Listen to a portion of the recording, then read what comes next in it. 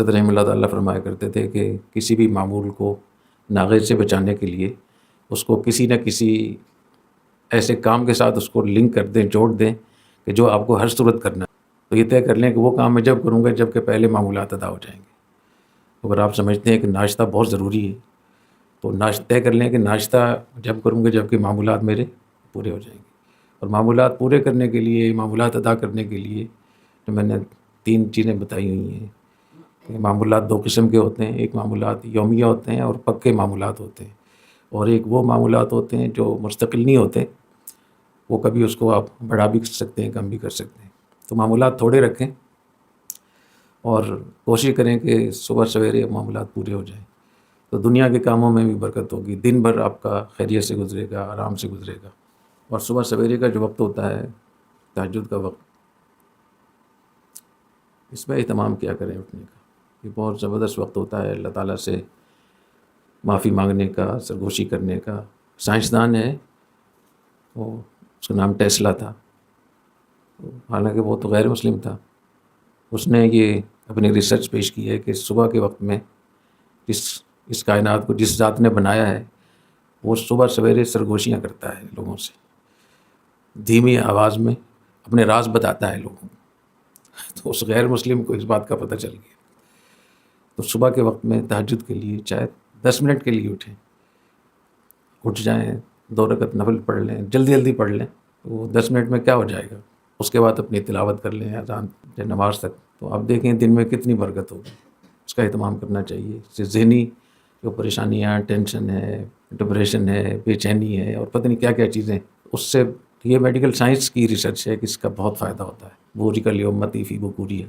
اور رات میں سونے سے پہلے یہ نیت کر لیں کہ اللہ میں صبح اٹھوں گا، اٹھنا چاہتا ہوں، آپ میری مدد فرما۔ تو اٹھ گئے تو بھی ٹھیک ہے، اور اگر نہ اٹھ سکے تو اللہ تعالیٰ کے ہاں وہ لکھا جائے گا۔ جو حدیث شریف میں آتا ہے کہ جو آدمی اپنے بستر پر آیا اس نیت سے، وہ یہ نیت کی اس نے کہ صبح میں تہجد کے لیے اٹھوں گا، فغلبت عینہ، پھر اس کی آنکھ لگ گئی اور نہیں اٹھ سکا، فرمایا کتب لہ ما نویٰ، اس نے جو نیت کی تھی اس نیت کے مطابق اس کو اجر مل جائے گا۔ وکان نومہ صدقۃ علیہ من ربی، اور جو وہ سوتا رہا یہ اللہ تعالیٰ کی طرف سے اضافی انعام تھا، یعنی سارا ثواب مل گیا، اور جو سویا وہ اللہ تعالیٰ کی طرف سے۔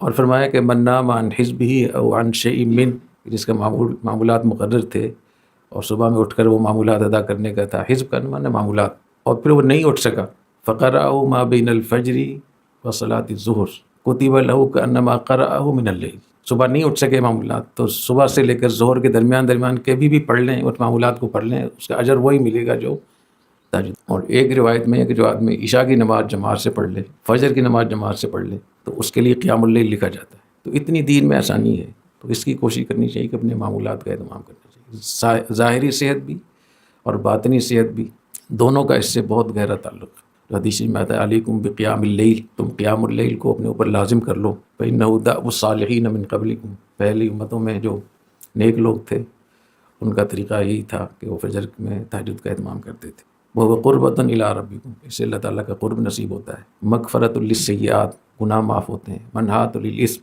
آئندہ گناہوں سے بچنے کی اللہ تعالیٰ ہمت دیتے ہیں، یعنی جو گناہ ہو چکے ہیں ان کے لیے کفارہ ہوتا ہے، وہ گناہ معاف ہوتے ہیں، اور آئندہ گناہوں سے بچنے کے لیے اللہ تعالیٰ ہمت دیتے ہیں۔ ودواء للداء، اور یہ بیماری کا علاج بھی، صبح سویرے تہجد کے لیے اٹھنے سے بیماریوں کا علاج بھی ہوتا ہے، تو اس کا اہتمام کرنا چاہیے۔ اور اگر کبھی غفلت ہو گئی ہو، سستی ہو گئی ہو، تو دوبارہ سے شروع کر لیں، پھر سستی ہو جائے پھر شروع کر لیں، پھر سستی ہو جائے پھر شروع کر لیں۔ اگر دن میں 70 مرتبہ بھی کسی سے گناہ ہوتا ہے اور 70 مرتبہ توبہ کرتا ہے تو اللہ کے دروازے پھر بھی کھلے ہوئے۔ اور ایک واحد جگہ ایسی ہے کہ جہاں آپ کسی وقت بھی کسی حال میں بھی رابطہ کر سکتے ہیں، معافی مانگ سکتے ہیں اپنی ندامت کے اظہار، ورنہ سوچنا پڑتا ہے کہ میرے استاد ہیں کیا کہیں گے فلاں آدمی، اللہ تعالیٰ نے کہیں پابندی نہیں لگائی، تو اس کا اہتمام کرنا چاہیے۔